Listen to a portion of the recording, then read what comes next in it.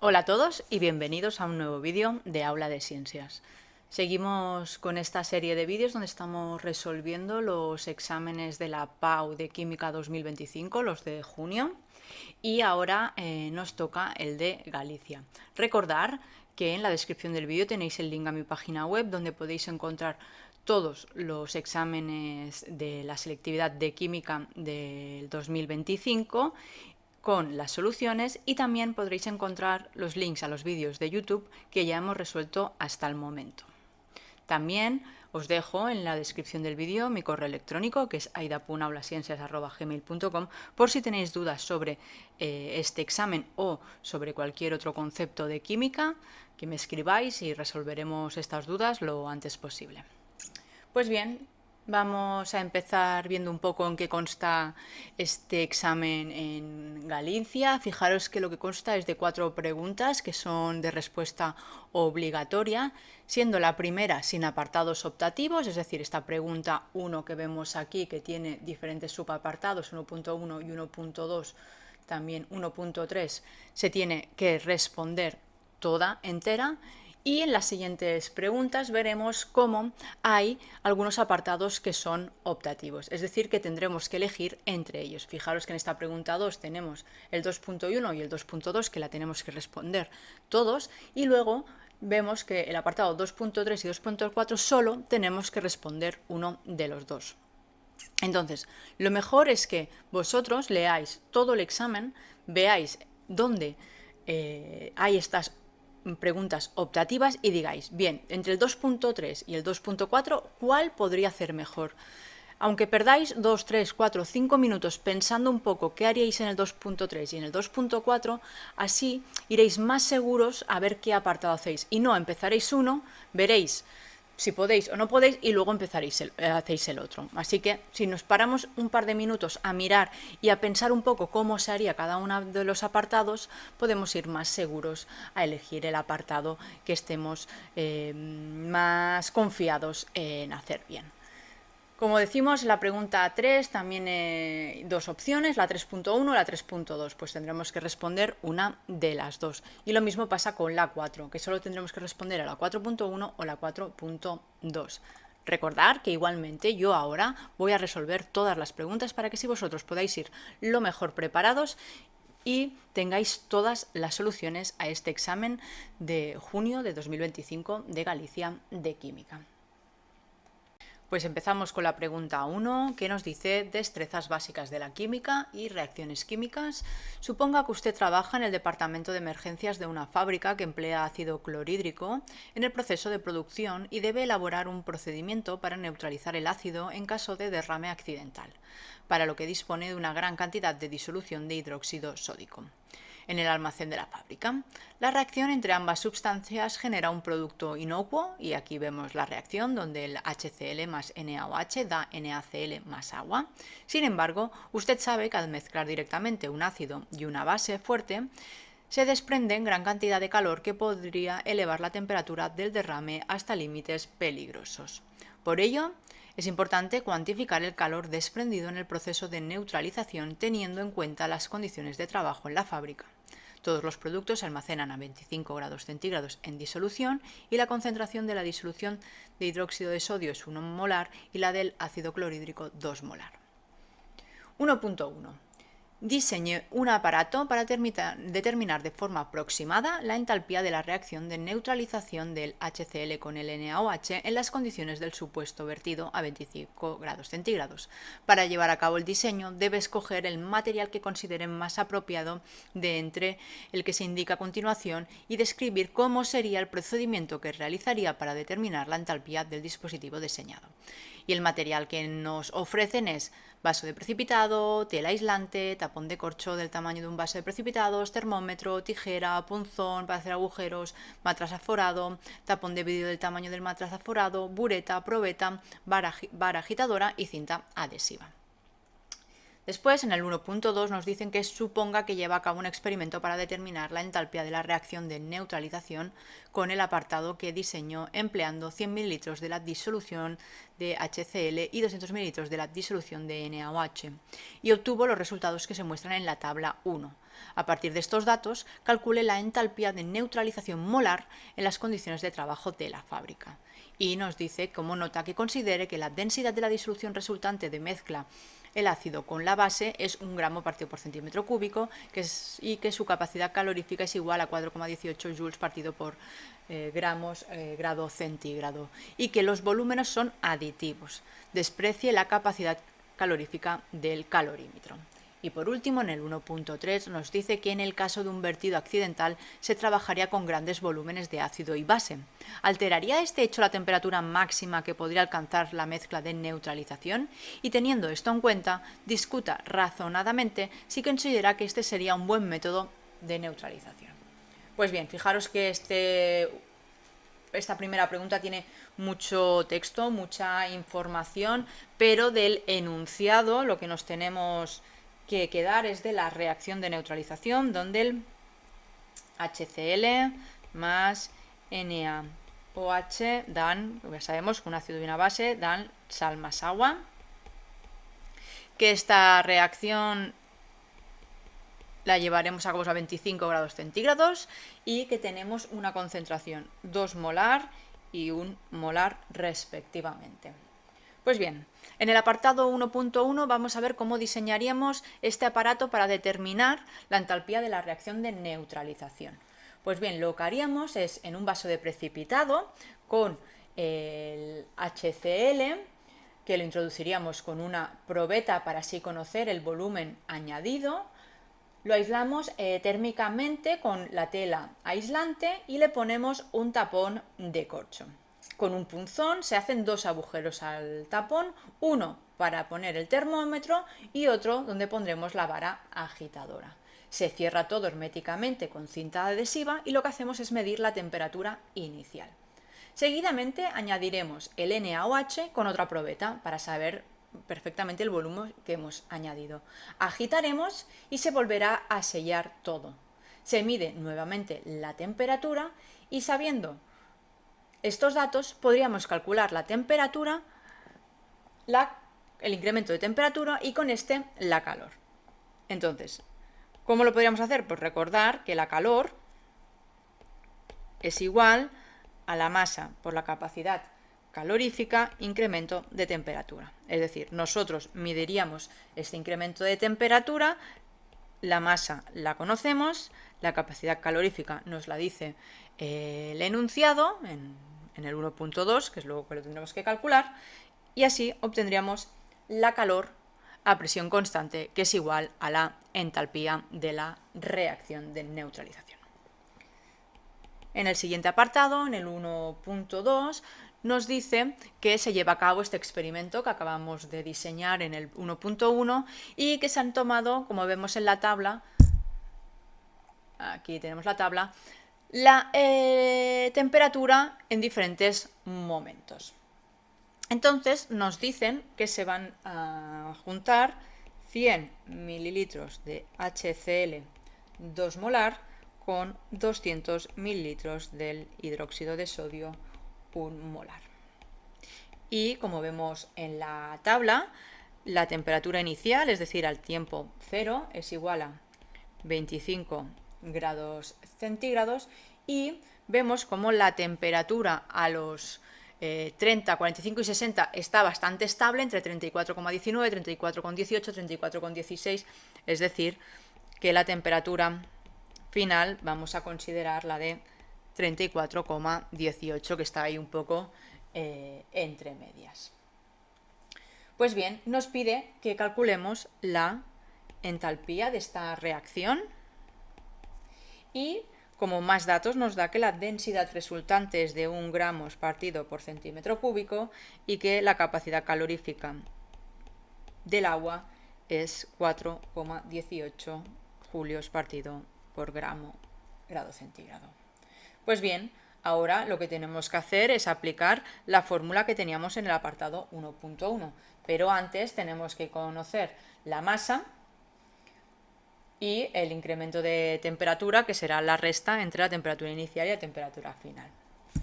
Para saber la masa de la disolución, que será este término de aquí, nosotros sabemos que juntamos 100 mililitros de una disolución con 200 de la otra. Es decir, que el volumen total que tendremos serán los 100 mililitros más los 200, es decir, 300 mililitros. También fijaros que tenemos la densidad de esta disolución. Pues con la densidad, y sabemos que centímetros cúbicos es lo mismo que mililitros, en un mililitro, un gramo, podemos acabar obteniendo que 300 mililitros de disolución. Ahora ya podemos aplicar la fórmula donde calor es igual a 300 mililitros, 300 gramos de disolución, donde la calor son los 300 gramos por la capacidad calorífica, que es 4,18, y fijaros que es muy importante que la capacidad calorífica nos da unas unidades, son julios, grados centígrados y gramos, por lo que esto tiene que estar en gramos, la masa, y la temperatura en grados centígrados, que ya lo tenemos, que son 34,18 menos 25.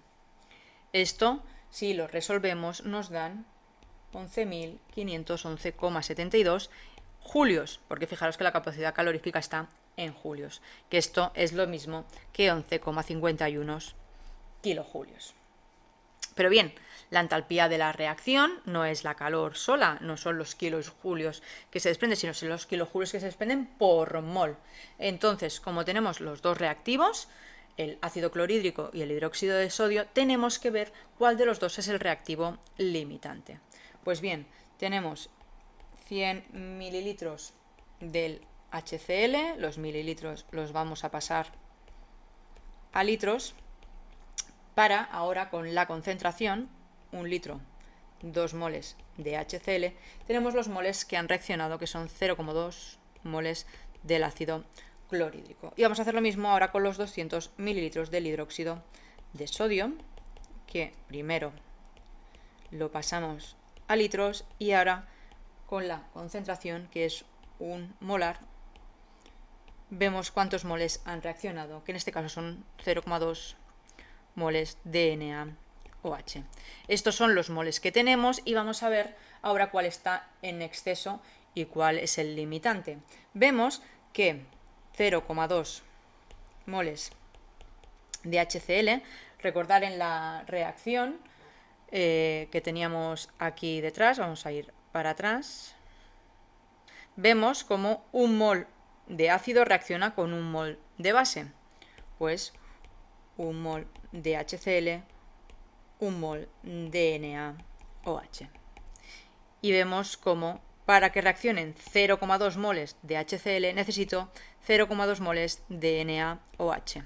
¿Los tengo? Sí, tengo exactamente lo mismo. Es decir, los dos reactivos no están, ninguno está en exceso ni ninguno está haciendo la limitación, porque están en proporción estequiométrica, 1:1.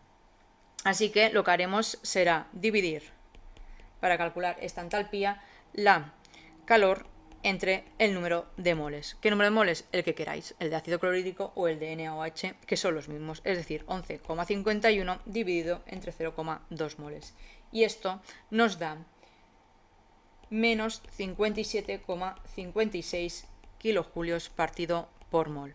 ¿Y por qué ponemos negativo? Porque es una reacción exotérmica que desprende calor. Por eso tenemos que poner el signo negativo. Y por último, en el 1.3, vamos a ver qué nos pedía. Nos decía que en el caso de un vertido accidental, que trabajamos en grandes volúmenes de ácido y base, se alteraría este hecho la temperatura máxima que podría alcanzar la mezcla de neutralización, y que teniendo esto en cuenta sí vemos que este sería un buen método de neutralización.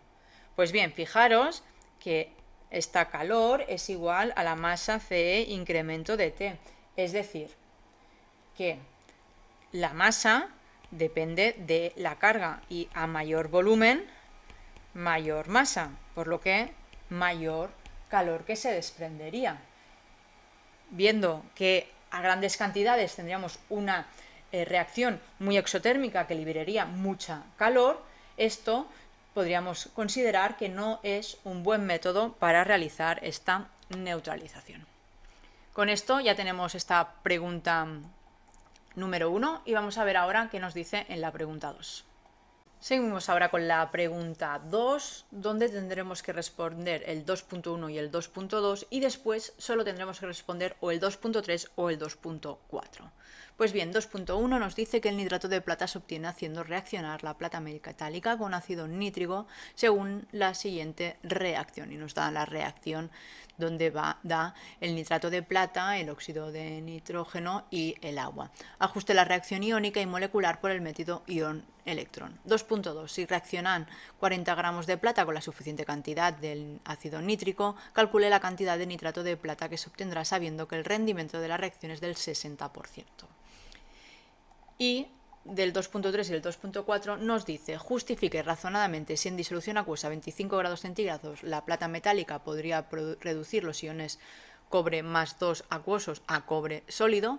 Y 2.4 se hace pasar una corriente eléctrica de 2 amperios a través de 250 mililitros de una disolución acuosa 0,1 molar de iones cobre más 2. Calcule cuántos minutos debe pasar para que todo el cobre más 2 presente en la disolución se deposite como cobre metálico.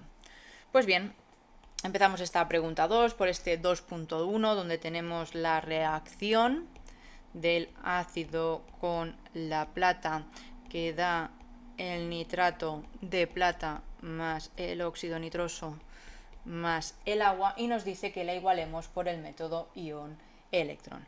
Fijaros que aquí lo que pasa es que el nitrógeno se reduce y la plata se oxida. Las semirreacciones son que el NO3 negativos, a mí me gusta quitar el protón de los ácidos, pasa a NO y que la plata pasa a plata positiva. Ahora, para igualar, siempre primero igualamos el elemento que se oxida o se reduce, el nitrógeno en el primer caso, que ya está igualado, y la plata en el segundo, que también está igualado. Después se igualan los oxígenos añadiendo tantas aguas en el otro lado como hagan faltas. Aquí nos faltan 2 oxígenos, pues añadiremos 2 aguas. Al añadir 2 aguas, fijaros que hemos añadido 4 protones extra que los pondremos en el otro lado para compensar. Abajo no tenemos ni hidrógenos ni oxígenos que compensar y para acabar compensaremos las cargas con electrones. En la primera tenemos 3 positivo y a la derecha 0, por lo que tendremos que poner 3 electrones, 3 cargas negativas para compensar y abajo una carga a la derecha para compensar. Una vez tenemos las semirreacciones igualadas, tenemos que igualar el número de electrones en las dos semirreacciones, es decir, que esta de aquí la tendremos que multiplicar por 3. Una vez realizado esto, haremos la suma correspondiente. Los electrones se tacharán y nos quedarán 4 protones más NO3 negativo más 3 plata, recordar que hemos multiplicado por 3, que nos da NO más 2 agua más 3 plata más 1. Esto sería la ecuación iónica igualada. Pero fijaros que aparte de la ecuación iónica también nos piden la ecuación molecular. Para ello tenemos que dejar la reacción como la tenemos aquí arriba. Pues bien, fijaros que los protones se unen con los NO3 negativos para formar HNO3. Pero solo podemos formar uno y nos quedarán 3 protones más libres. La plata ya está bien, está sola, el NO está bien, el agua también, y a la derecha vemos que tenemos esta plata más que tiene que estar en forma de nitrato de plata, por lo que necesitaremos 3 NO3 negativos para que juntos formen 3 nitratos de plata. Como yo he añadido a la derecha 3 NO3 negativos, también los tengo que añadir en esta parte de aquí. Y fijaros que son los que necesito para que se junten con estos 3 protones para formar otros 3 HNO3. Es decir, que con este y este, en total en este lado tengo 4 HNO3. Esto, si lo pongo bien escrito, sería que 4 ácidos más 3 platas dan 1 de óxido nitroso más 2 aguas más 3 nitratos de plata. Y esta sería la ecuación molecular igualada. Vamos a ver ahora qué nos pedían en el 2.2, y en el 2.2 nos dice que si reaccionan 40 gramos de plata con un exceso de el ácido, que calculemos la cantidad de nitrato de plata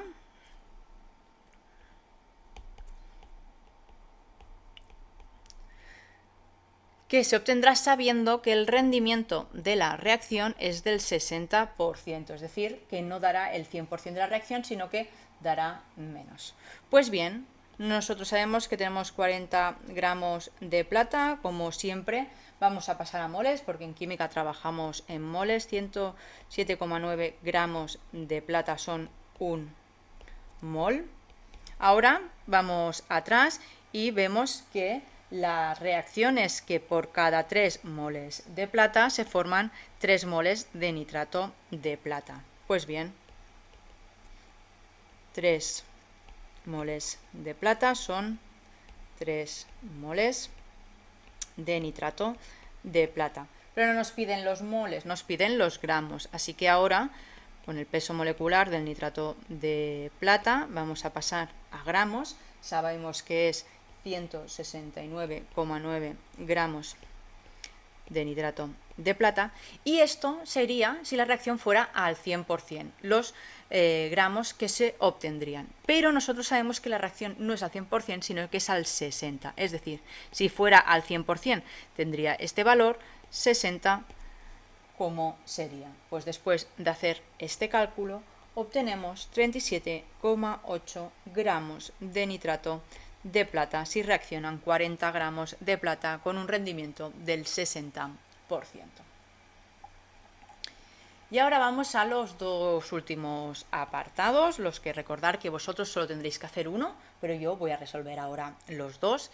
Y en este 2.3 lo primero que me dice es si la plata metálica podría reaccionar con el cobre 2+ para dar cobre y también plata más, ¿no? Que sería la reacción. Pues bien, esto para hacerlo lo tendremos que hacer con los potenciales de ionización, que nos lo da el examen al inicio, ¿de acuerdo? Yo ahora os digo cuál es cada uno. Recordar que la FEM de la pila es igual a la de reducción menos la de oxidación, porque recordar que todas las FEM son de reducción, la oxidación es la reacción inversa, se le cambia el signo, por eso este menos de aquí.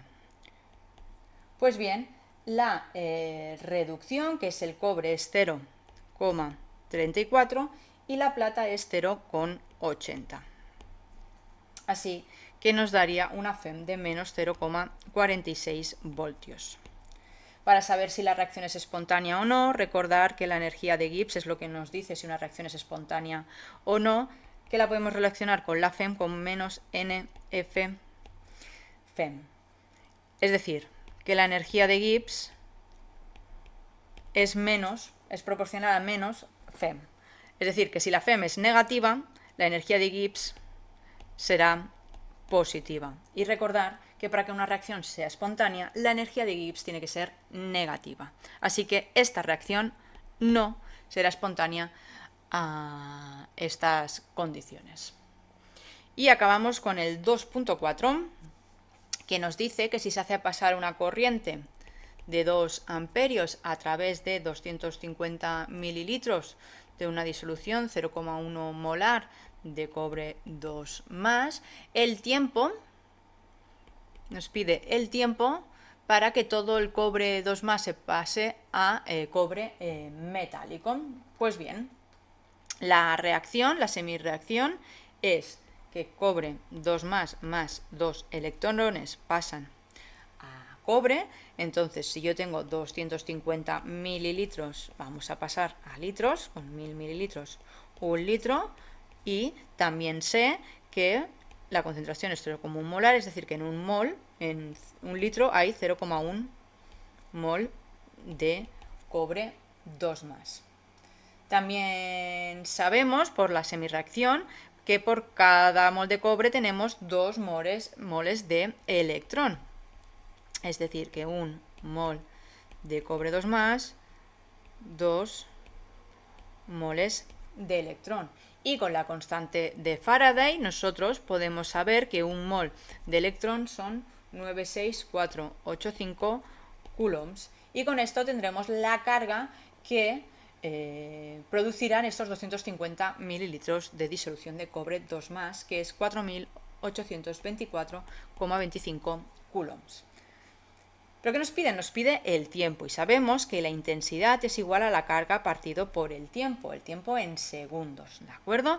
Si la intensidad es 2 amperios y la carga es de 4824,25 dividido entre el tiempo, de aquí podemos aislar el tiempo y nos dará 2412,125 segundos, que podemos pasarlos a minutos sabiendo que 60 segundos son un minuto, y acabaríamos obteniendo que es un tiempo de 40 minutos necesario para esta reacción de intensidad 2 amperios. Muy bien, pues ahora vamos a pasar a las preguntas 3, 4 y 5, que recordar que aquí sí que habrá dos opciones, la 3.1 o la 3.2. Pues bien, vamos con el 3.1, que nos dice que se disuelve hidróxido de cobalto 2 en agua a 25 grados centígrados hasta obtener una disolución saturada en la que la concentración de hidroxilos es de 3 por 10 a la menos 5 molar. 3.1.1 determine la constante del producto de solubilidad de este hidróxido de cobalto 2 a esa temperatura, determine el pH de la disolución saturada y discuta razonadamente si el hidróxido de cobalto 2 será más o menos soluble en agua si añadimos a la disolución cloruro de cobalto 2, sal muy soluble en agua a 25 grados centígrados. Pues bien, en este 3.1 tenemos que el hidróxido de cobalto 2 se disuelve en agua. Sabemos que lo que ocurre es que el cobalto 2 más y se crean OH negativos, igualamos, se crean 2.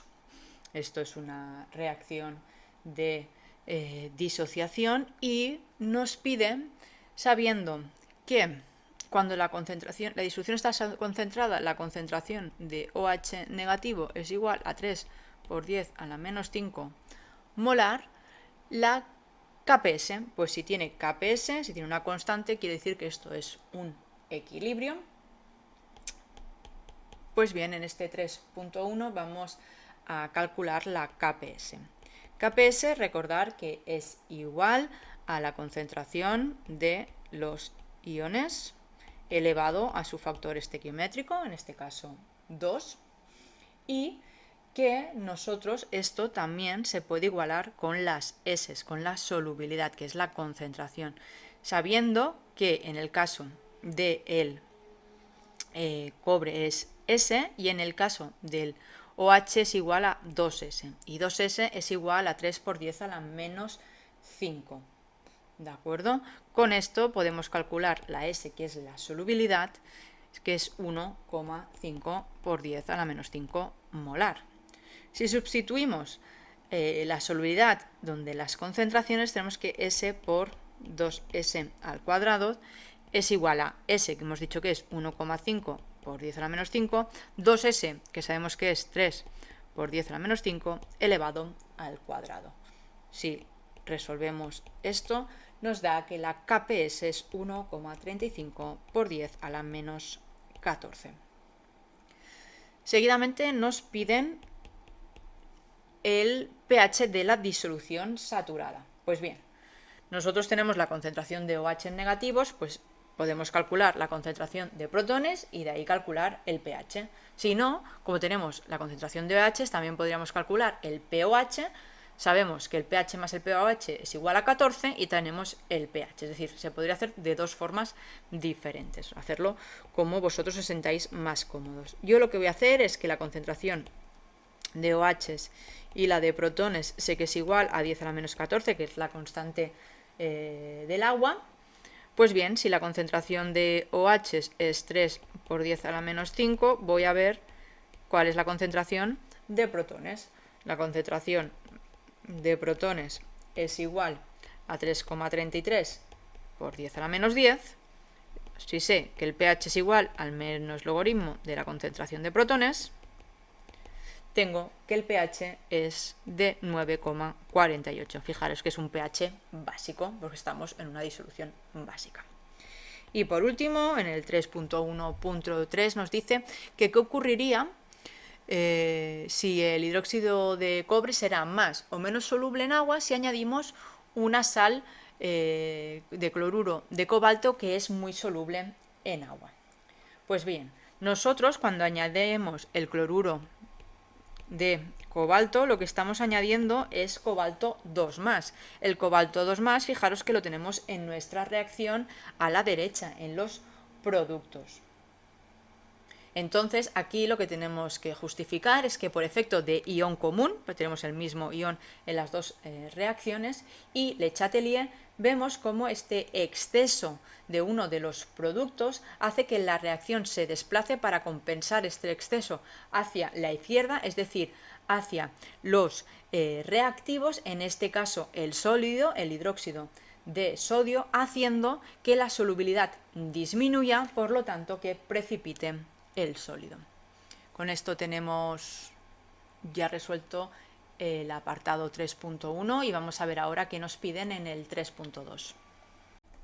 Pues bien, en el 3.2 nos dice que escriba la fórmula semidesarrollada de los siguientes compuestos, identificando y nombrando el grupo funcional principal en cada uno de ellos: propanal, etanoato de propilo, dimetiléter y but2-eno. El siguiente apartado nos dice que escriba la reacción que tiene lugar cuando el but2-eno reacciona con el bromuro de hidrógeno, indicando qué tipo de reacción es y justifique si el compuesto obtenido presenta isomería óptica o geométrica. Y por último, justifique empleando en la reacción correspondiente la veracidad de la siguiente afirmación. Y nos dice: el etanol reacciona con el ácido sulfúrico dando un alquino.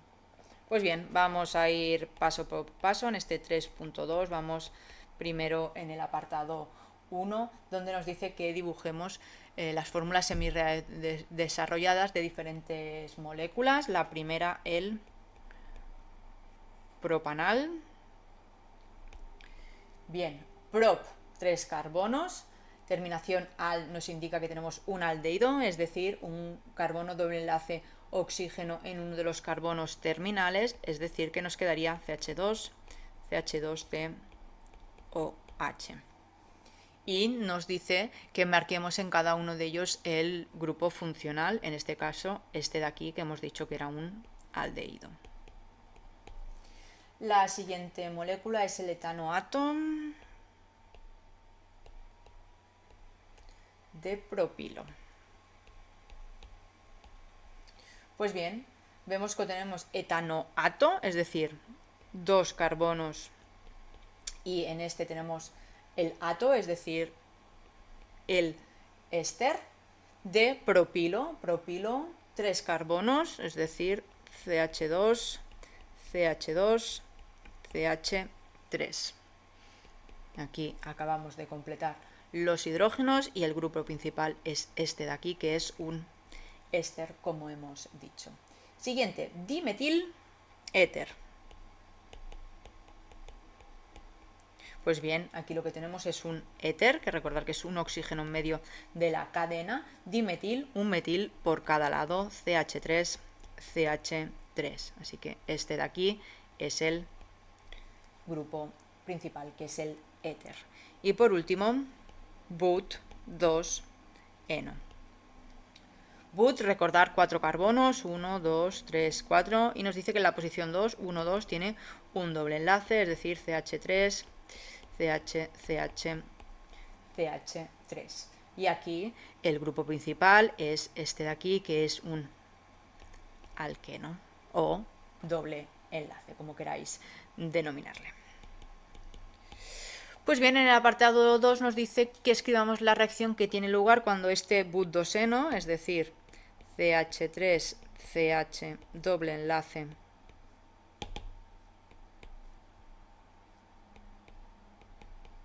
CH3 reacciona con el HBr, indicando los tipos de reacción que es. Pues bien, fijaros que aquí lo que ocurre es que vamos a tener una adición de este HBr al doble enlace, donde este enlace de electrón, par de electrones tirará para allá y este para acá, formándose una molécula que es el CH3, CH2, CHBr, CH3. Y este será el producto mayoritario, ¿de acuerdo?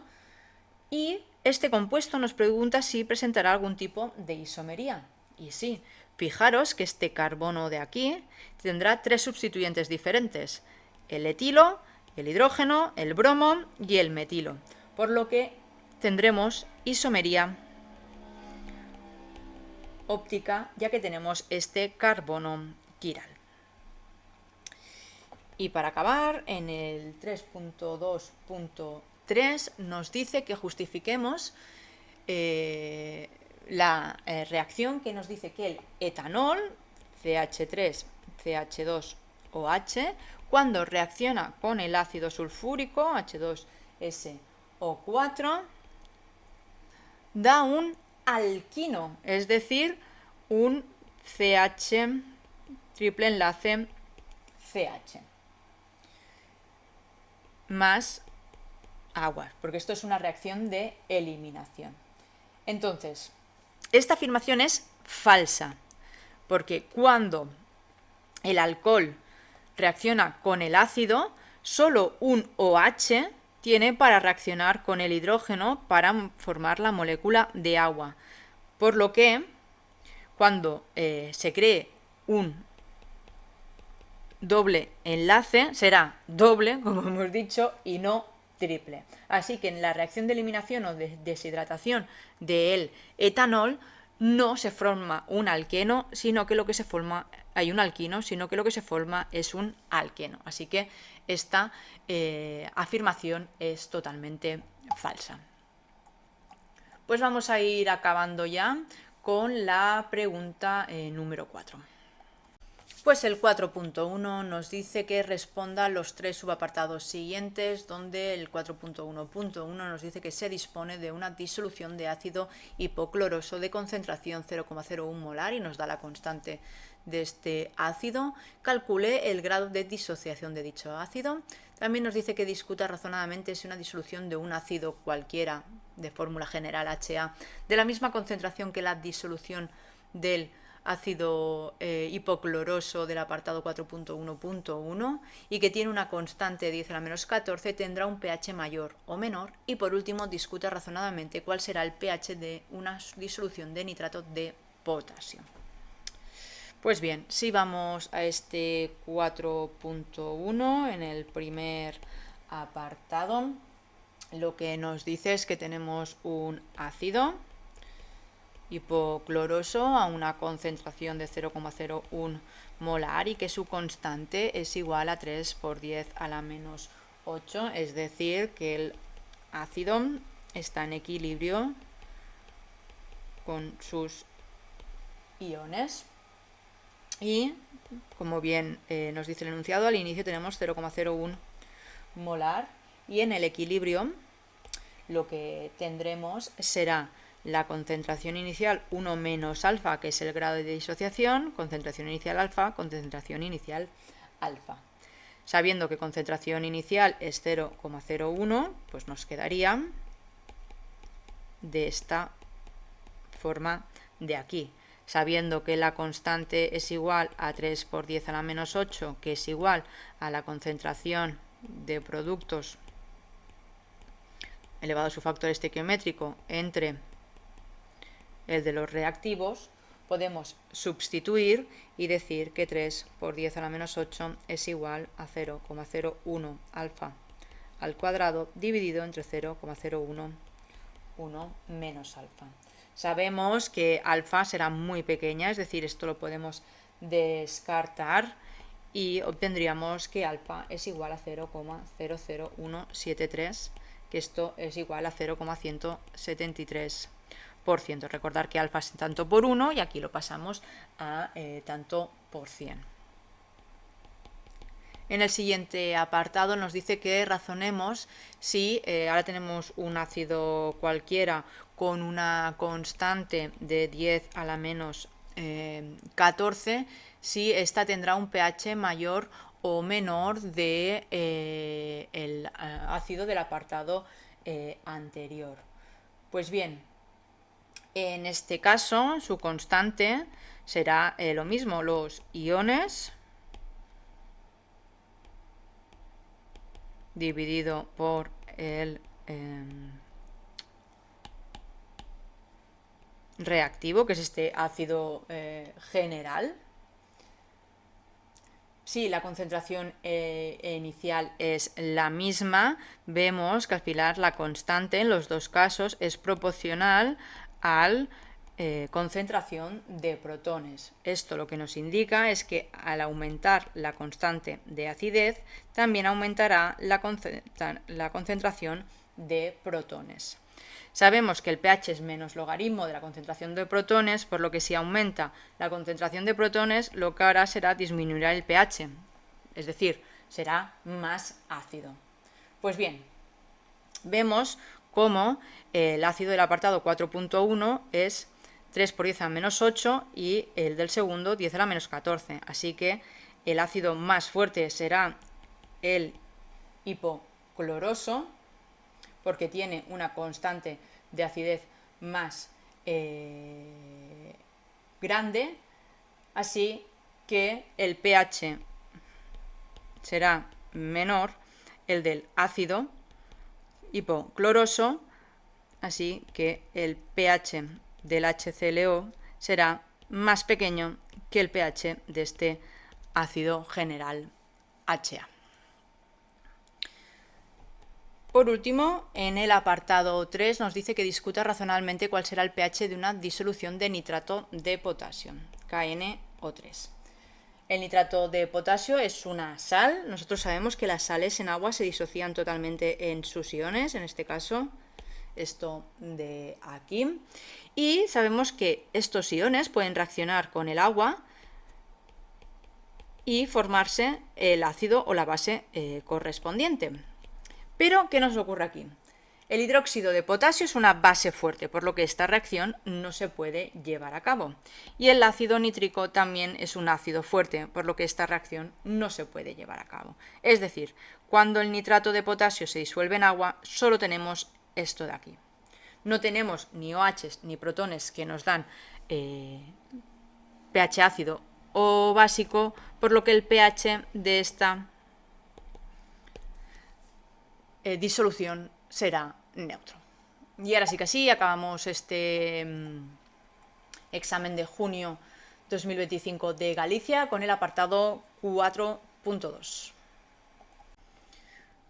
Pues este 4.2 nos dice en el primer apartado: escriba la estructura de Lewis de las moléculas de fluoruro de silicio y en base a la teoría de repulsión de los pares de electrones de la capa de valencia justifique su geometría electrónica y molecular.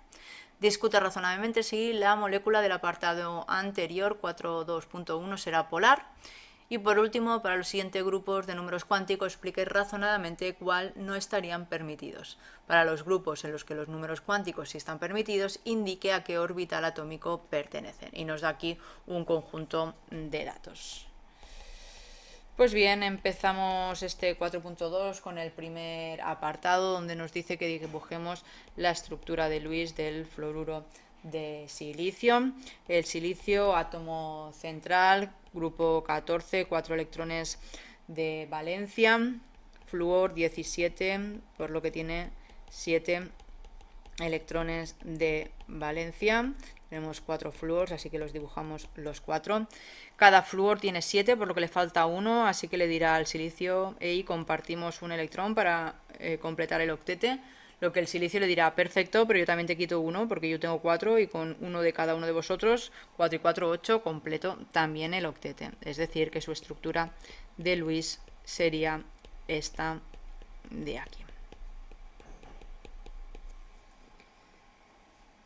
Muy bien, teniendo esta estructura de Lewis podemos ir a la teoría de la repulsión de pares de electrones y decir que esta estructura es del tipo AB4, es decir, A, silicio, un átomo central con 4 sustituyentes a su alrededor y sin ningún par de electrones libres encima del silicio.